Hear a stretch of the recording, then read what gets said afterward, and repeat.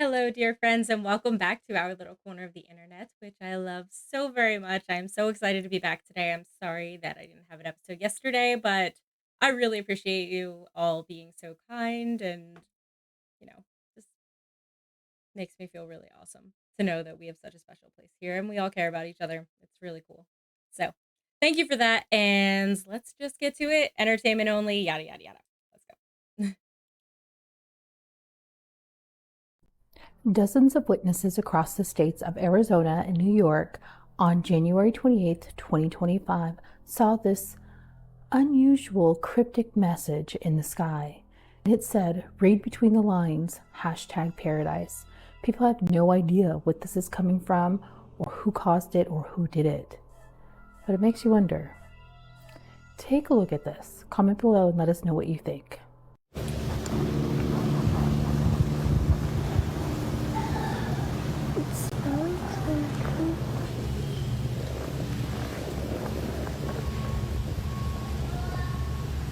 It smells something still. What is it smelling? This is cool.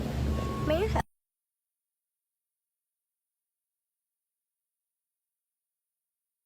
That's odd. The sound just kicked out.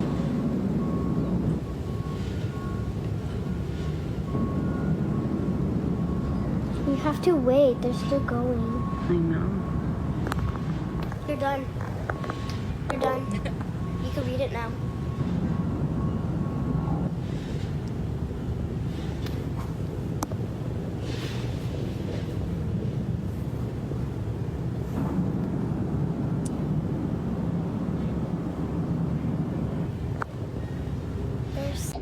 Yeah, dog.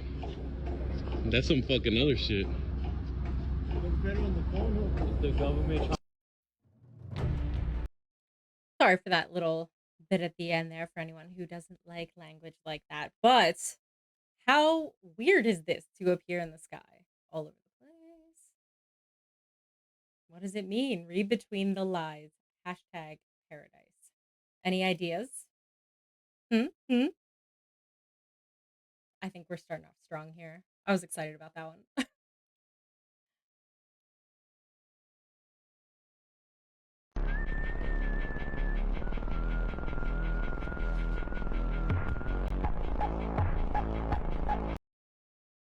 What is this place?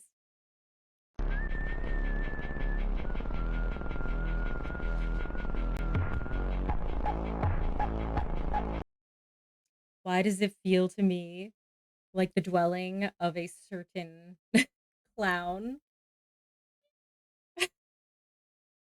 Any ideas? I mean, the little doorway going in, it looks like it could be something at a cemetery, but I don't know.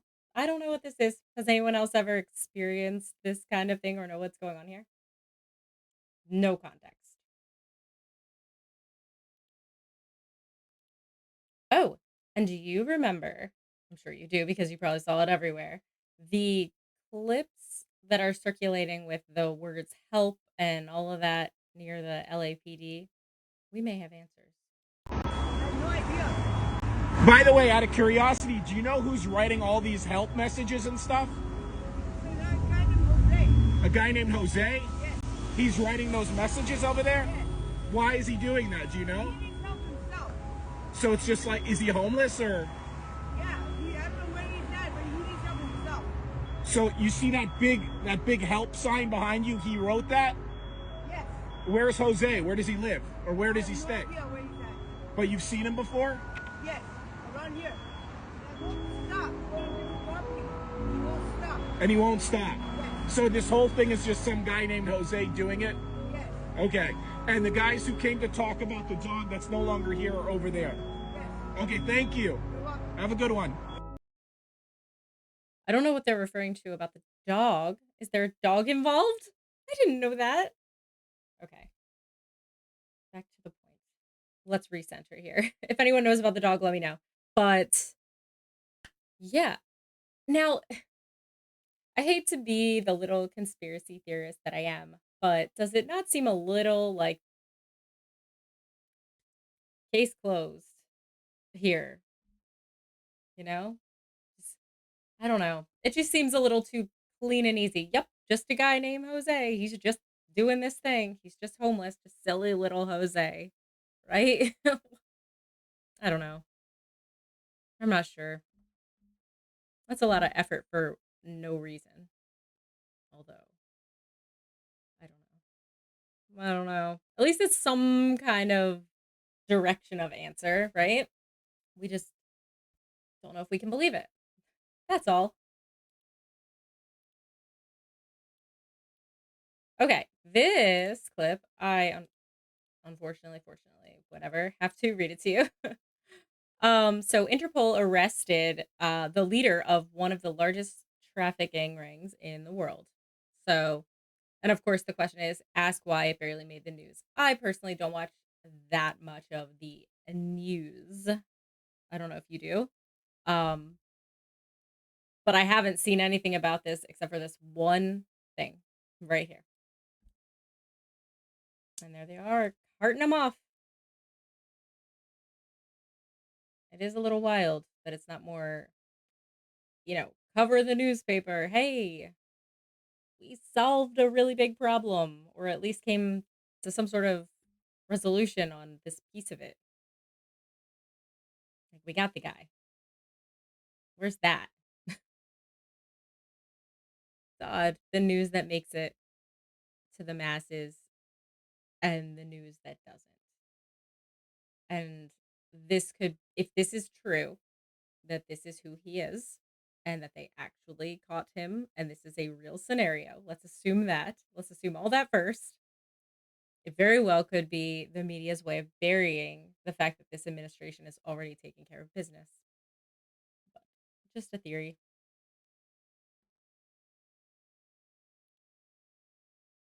Now, on less political news, They get up here, they sit real still and let it freeze around them. Look right out here, and you're going to see what happens to alligators when it gets sub-freezing temperatures. Even the young ones know how to do this already. Look at this. Look right there. What he's done, he has suspended himself just above the surface because he knew it was going to freeze.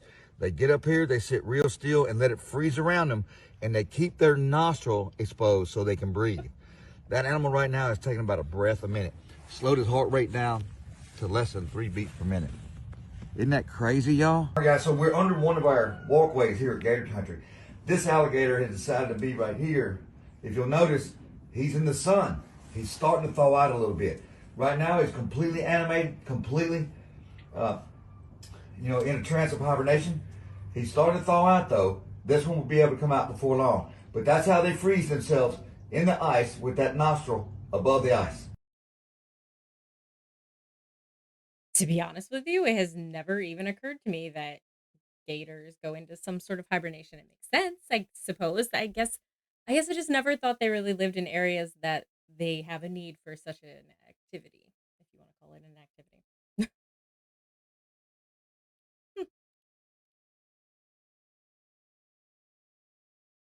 Any attempt to restrict drinking and driving here is viewed by some as downright undemocratic. It's kind of getting common this when a fella can't put in a hard day's work, put in 11, 12 hours a day, and then get in your truck and at least drink 1 or 2 beers. They're making it laws where you can't drink when you want to. You have to wear a seatbelt when you're driving, and pretty soon we're going to become this.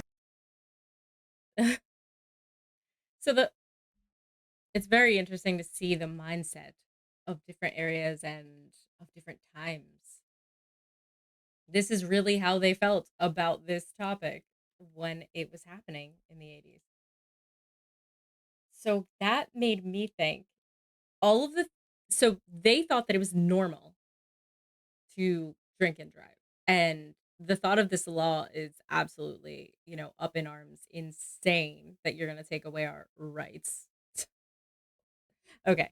Take that part of it aside, right? But that same thing is going to happen now. The things that we feel are totally normal are going to, let's reverse that, right? So the things that we feel are being infringed upon are going to become things that we feel normal. We think it's normal. Oh my gosh, I'm getting myself off. We believe that it's normal to not drink and drive. That is not something we think should happen. It is crazy to us, most likely, that that was a common practice, right? Collectively, we can agree that that's probably how we all feel. But to them, that was normal. So just think about the future, the things that are going to seem normal and not normal. Just some sort of, you know.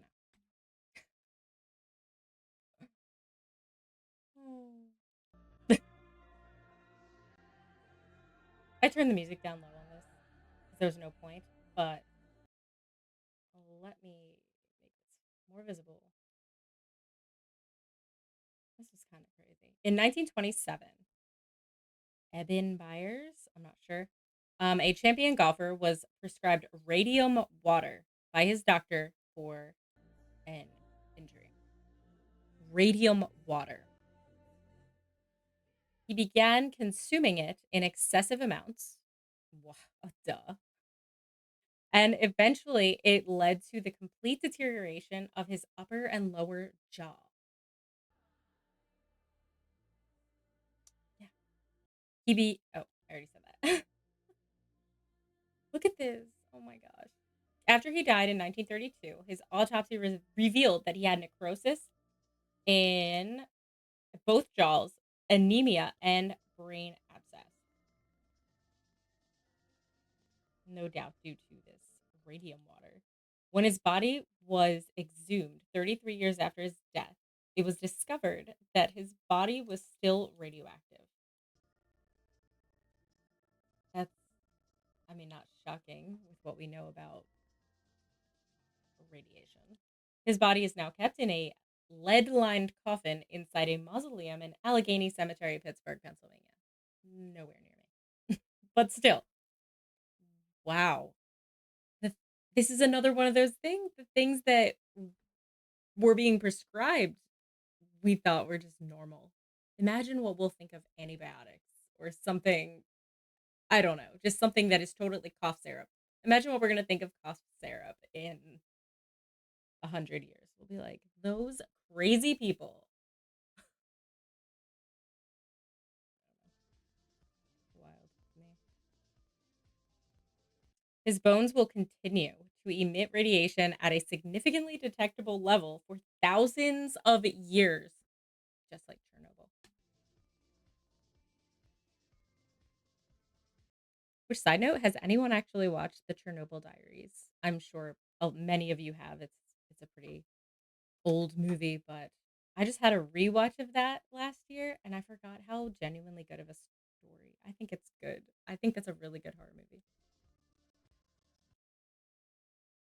Frankenstein's author, Mary Shelley, this is just like a random different fact, but my main point was the radium water. But Frankenstein's author, Mary Shelley, was so distraught over the death of her lover that she kept his heart after his death. His heart. Not metaphorically. She carried the heart with her for 30 years until her death in 1851. It was found in a desk drawer a year after her death, wrapped in a copy of one of his final poems that he wrote to her. Why do I think this is so sweet, even though it's so morbid? It's such a thing that the author of Frankenstein would do to be romantic.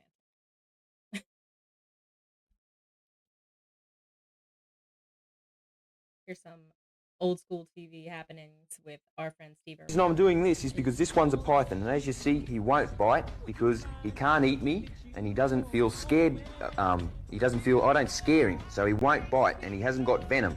Now that's a python, but it's very difficult from a distance to tell a python from a. You might have cut him, he's biting my neck. Let's see this. Oh my god. Yeah. What do you do? Well, if I watch the telly, I should be able to. Can you get a close in on this? Oh my god. Yeah. Oh my god, look at that. Oh, it's gonna let go, yep. Perfect. Did that hurt? No. Wow. Just casually reacting to being bitten by a snake live on Australian TV in 1991. Amazing. Steve Irwin. The world definitely lost a special soul with that one. They called it bone music. During Stalin's post-World War II ban on Western music in the Soviet Union, resourceful music lovers developed an ingenious underground solution. In the 1950s, a young sound engineer discovered that discarded X-ray films could be repurposed as makeshift vinyl records, leading to a thriving black market where Western music was pressed onto these medical images. These bootleg records, which often featured music from banned artists like Elvis Presley and the Beatles, were cut in home-based operations using converted phonographs, with the X-ray film sourced from hospital dumpsters. This creative form of musical resistance, which produced an estimated 1 million records, continued until the 1960s when the practice was effectively outlawed and the authorities began cracking down on these underground music distributors. I wonder if you can find one of these today. How amazing is that? Where there's a will, there's a way. You will not stop the music, I'll tell you that. Very cool. I love the ingenuity of people when pushed into a corner. They will figure it out. Just like in Jurassic Park. Life finds a way. So does music. I just left the doctor's office. I went to get a checkup because I've been off of Ozempic for 2 months now, and I just wanted to see if my body was in better condition, if there were any permanent damages. Kind of in shock right now because I wasn't expecting this, but I guess Ozempic can cause bone density loss, and I didn't think that that would happen to me because I was only on it for a year. But I have significant bone loss. I have osteoporosis and osteopenia, so that I don't know, there's like several of them that I have. I wasn't expecting that, but that's what happens if you use Ozempic for weight loss and you lose too much weight. Welcome to the 82nd Golden Globes, Ozempic's biggest night.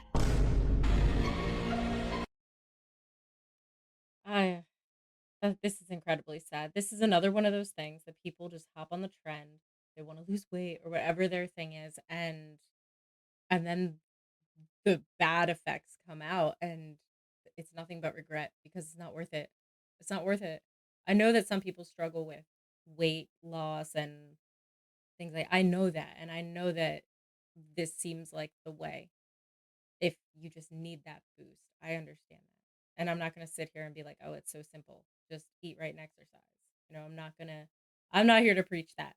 But I do feel that these kinds of solutions are never a good idea. So this is shocking that our phones are doing that we had no idea it was doing, and it's doing it as we speak, literally as I'm recording this video. It is doing it. Yours is doing it too. It is shocking. Optogenetics. Do you know what this is? It's a biological technique to control the activity of neurons or other cell types with light. Now watch this. So this guy has a special camera that can film. It's a night vision camera. Our phones, this isn't like a hidden secret. They give off infrared, at least the new ones, flash infrared light consistently, constantly at your face. And it's like mapping your face, or it's, the official reason is that it's so that your phone will adjust the brightness. If you're not looking at it, it'll just turn the brightness down, save battery or whatever. But he goes into a public street in a moment and he starts filming. Now, optogenetics is the manipulation, modification, and control of your cells and neurons with light. So here's a guy in public, and there you can see the light going off. These flashes of light can turn on and off the function of cells. And this is happening right now. Is this a form of mind or thought control when you turn on and off the function of cells in your freaking brain because you're looking at a damn phone that's flashing your eyeballs with this stuff? And it's amazing that you can just see this with night vision. I'm gonna have to get out my night vision goggles and try this. I should do that. I will do that. If they're here, I don't know. They may be in Maine. I have no idea. I'm gonna try it though. They can turn cells on and off. I mean, effectively, yeah, mind controlling you. This really scares me. I mean, I'm always like, talking about how AI is so horrifying and such a bad thing to be progressing, but it's not our only threat. I mean, the little existential crisis rectangles or whatever they're called, that's And I don't know how to come back from that. Even personally, I don't know how. I rely on it for so many things that I don't think I'd be happy without. Isn't that terrible? Hmm. But with that being said, it's time for the happy clips, and I've got two for you. First, let's learn about serotonin boost. Here's a fascinating study that was just completed. That any person who is the recipient of an act of kindness has their serotonin levels increased just because they received an act of kindness. And their immune system is strengthened because they received this dose of kindness. That's the recipient. And secondly, any person who is the giver, the provider of an act of kindness, anything you ever do, but particularly towards the people that you're close to in your life, and particularly towards strangers, with just a smile, the serotonin levels in you are increased to the same degree that they are in the receiver. And so is your immune system strengthened. You want to strengthen your immune system? Be kind.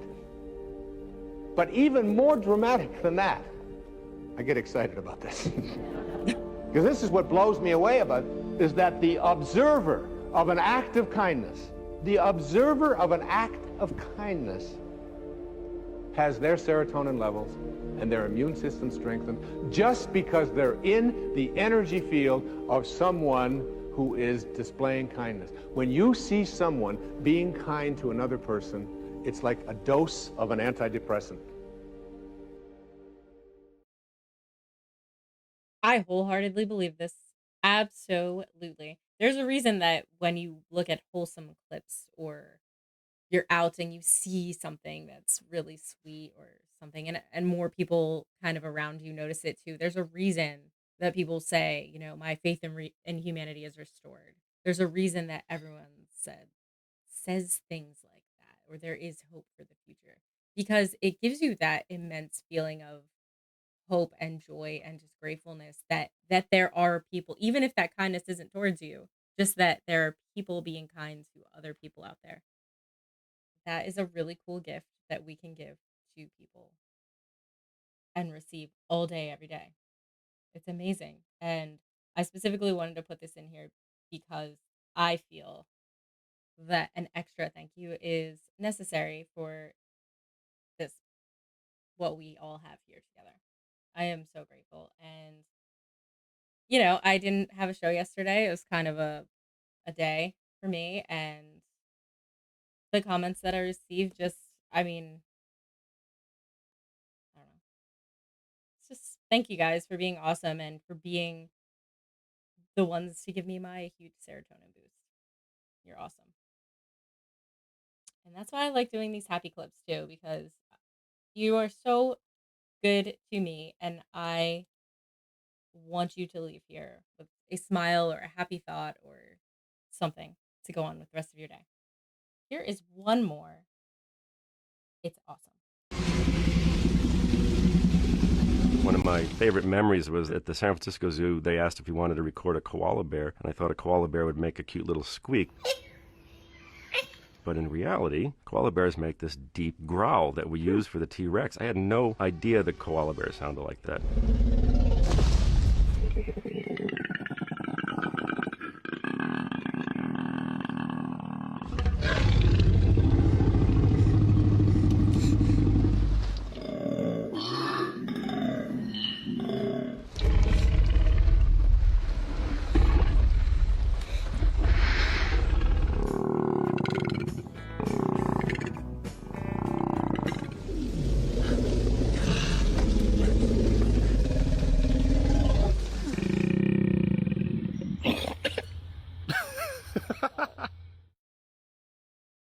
Did anyone else know they were koalas? And now will you ever watch Jurassic Park the same? Oh, that's just precious. What a precious thing to know now. I love that. I hope you guys love it too. I love Jurassic Park. Okay, that is all. I told you guys it was going to be short and sweet, and I'm sorry that it was late. We'll get back on track. Everything is great. I just want you guys to know that, and the channel's not going anywhere or anything like that. This is like a solid part of my life for as long as I possibly can do it, and as long as anybody wants to be here. So I just want you to know that I appreciate you, and I hope you're having a beautiful night, and I hope you're feeling well and happy and rested and feeling grateful and just doing things that you love with your life because you deserve that because you're awesome. And I just want to say goodnight to my family, my grandmom, everybody, you guys, and see you tomorrow.